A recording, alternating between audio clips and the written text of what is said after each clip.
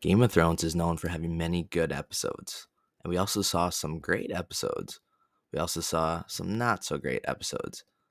Let's dive right into the most underrated episodes in Game of Thrones. So, starting us off, we have Season 1, Episode 6, titled A Golden Crown. Season 1 is jam packed with some great moments from each episode, and it's the first season with the best cliffhangers, too, in my opinion. But between Baylor, possibly the most memorable episode of the entire series, which we all know what happens with Ned in that episode, but A Golden Crown has lots of fun with Tyrion as Catelyn's prisoner at the Eyrie, and his confession, which turns out to be no real confession at all, obviously. He makes a deal with Mord, famous for really his only quote of the season, no gold. And we also meet Bronn for the first time. Meanwhile, after Ned is reinstated as Hand of the King, after a disagreement with Robert, he stumbles upon the Noble Ancestry book, which leads him to the discovery that Joffrey and the Baratheon children are not Baratheons at all. Ned, unfortunately, does not come out of this situation as a winner, but it's a moment in the series that's one of the most important discoveries. The next underrated episode we have is there in Season 2, Episode 5, called The Ghost of Harrenhal. Picking an underrated episode of Season 2 was kind of difficult because each of them feels a little less exciting and important in comparison to the episodes from other seasons. But The Ghost of Harrenhal does a really good job of showing Renly's murder by Melisandre's shadow. And we also see Brienne pledging herself to Catelyn, but vows to avenge Renly and kill Stannis.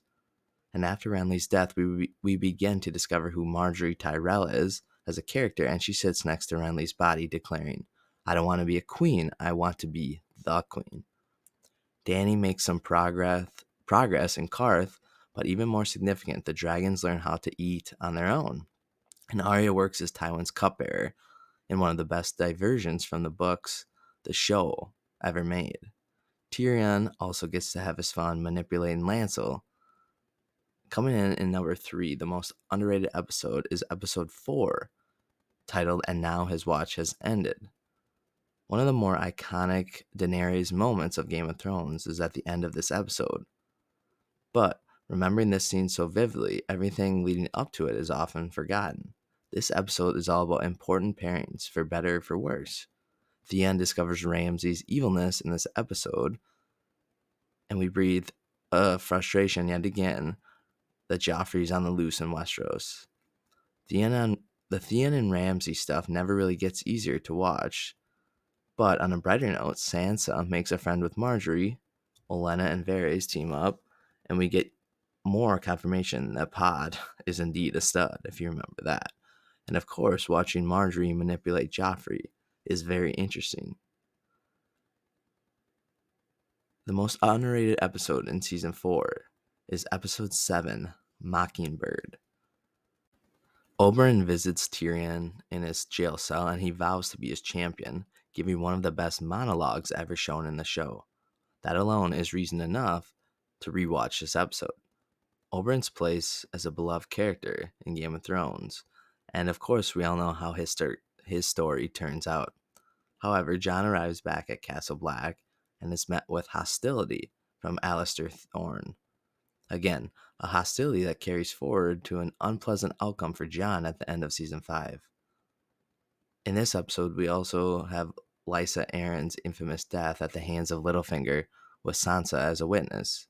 At this time, it was a move which shocked and relieved many, but now after having seen Season 7, this was a move that came back to bite Littlefinger. In Season 5, the most underrated episode in my opinion is Episode 1, titled The Wars to Come. Jon does waste some time training Ollie, and later has some strange moments with Melisandre, but putting that aside, Jon Snow steps in to end Mance Rayder's life in a humane manner. We also get to learn of Cersei's prophecy from Maggie the Frog, which partially explains why she is the way she is, and does some of the awful things she does. Meanwhile, Varys sneaks Tyrion away from Westeros, and after years of trying to determine the spider's motive, we discover that he's put his cards in with Daenerys. However, Dany at that moment is experiencing dragon troubles as Drogon is nowhere to be found, and Viserion and Rhaegal are angry with her. It's an average season premiere, but one, along with the season finale, that tells you the most of what you need to know about season 5, which makes it underrated. Season 6, Episode 4, titled Book of the Stranger. With all of the reunions that occur in Season 7, forgetting that Sansa and Jon reunited in Season 6 is understandable. And with episodes like the Battle of the Bastards and the Winds of Winter later in the season, it's easy to forget this episode. But that doesn't mean it's not one of the most rewarding moments in the entire series. After everything both of them went through, this felt extremely emotional and well deserved. This episode deserves to be revisited for no other reason than to watch this scene. This episode as a whole gets kind of depressing. We lose Osha, Marjorie and Loras are locked in cells and appear to be in pretty bad shape, but the episode ends on a rather triumphant note, with Jon agreeing to make plans to take back Winterfell from Ramsay, who's all of a sudden more terrifying in letter form than he is in person. And Dany manages to escape the Dosh Colleen on her terms and picks up a few thousand Dothraki along the way. In season 7, we have episode 3, The Queen's Justice. While season 7 gets some heat, which for rush storylines, it also gets some praise for possibly one of the best Game of Thrones episodes individually, The Spoils of War. And rightfully so. That episode is very amazing. In The Queen's Justice, though, perhaps the most epic joining of two characters is when Jon Snow and Dany meet. And it's something that fans had been waiting for a long time. After all, the Bend the Knee continues to provide some meme material. This episode also has one of the best deaths ever on Game of Thrones, which is no easy accomplishment. Olenna Tyrell knew how to go out like a badass. She always was, giving us some satisfaction and finally putting an end to the murder mystery that began in season 4. And in season 8, the most underrated episode is, I'm not even going to pick one. They were all so disappointing. So that's the video, the most underrated episodes in each season, seasons 1 through 7. Hopefully you enjoyed it. Hopefully you got some nostalgia thinking about those. Thanks for watching. Don't forget to like and subscribe.